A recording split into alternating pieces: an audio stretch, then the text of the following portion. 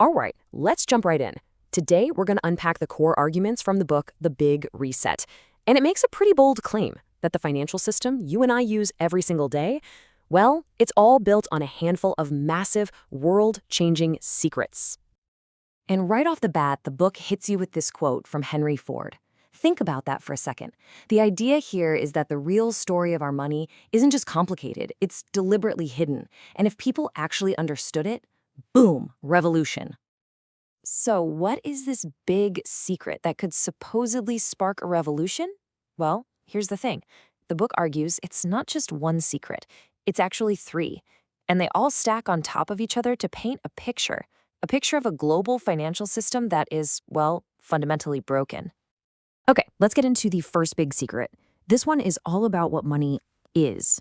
See, the author's whole argument starts with this idea that the money in your pocket today is a completely different beast from what humanity has used for, like, most of history. And that brings us to this key term, fiat money. So for ages, money was backed by something real, something tangible, like gold or silver. You could, in theory, trade your paper for a chunk of metal. But fiat money? Nope. Its value comes from one thing and one thing only. The government saying it has value, and all of us, well, us believing them. And this is where it gets really interesting when you see them side by side. For thousands of years, right, creating more money was hard work. You actually had to go out and mine more gold or silver.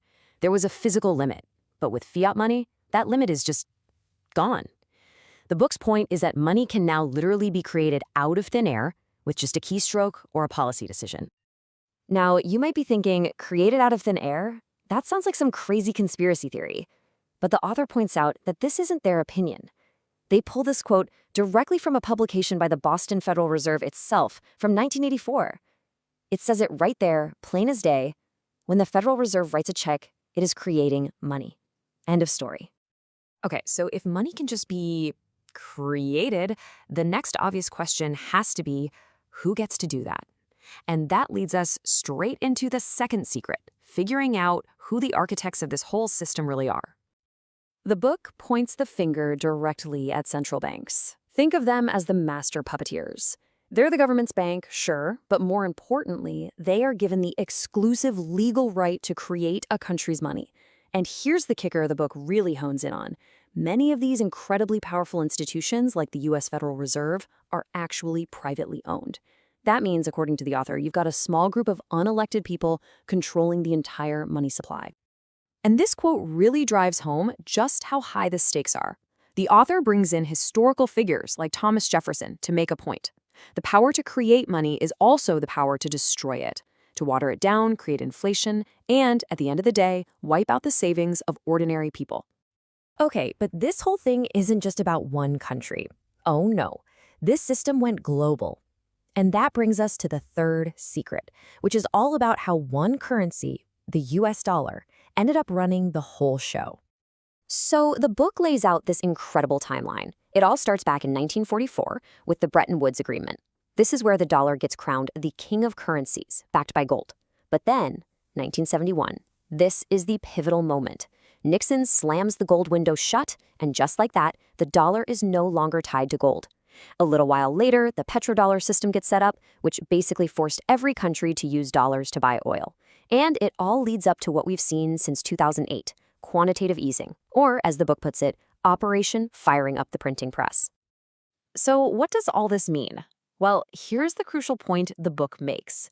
This setup gives the United States something the French famously called an exorbitant privilege. Think about it. If the whole world needs your currency for essential trade like oil, then you can just print more of it to pay your bills and buy whatever you want. It's a power no other country has. Okay, let's recap. We've got money created from nothing, controlled by a handful of central bankers, with one currency basically ruling the world. So where does a system like that end up? This is where the book gets to its final and pretty stark conclusion. The author drops a historical bombshell here. They claim that if you look back through history, every single fiat currency system has failed. Every single one. We're talking a 100% failure rate across hundreds of examples. The argument is simple. The temptation for governments to just print more and more money is irresistible, and eventually, People just lose faith and the whole thing comes crashing down. And this number, this is what the book presents as the ticking time bomb at the heart of the system. We're talking about a mountain of global government debt, and this was $50 trillion way back in 2012. The author's point is that a number this huge can never actually be paid back, not with real money anyway.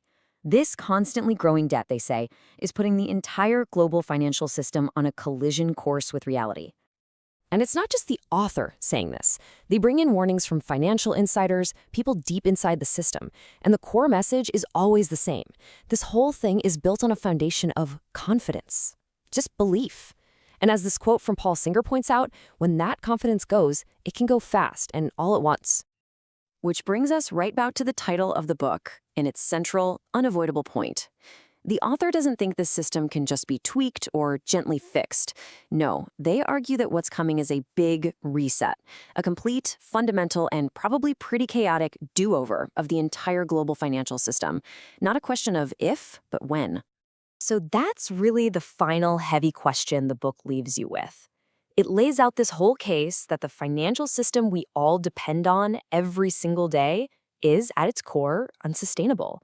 And if you believe that's true, it forces you to ask a pretty serious question. Once this system finally does hit a wall, what in the world comes next?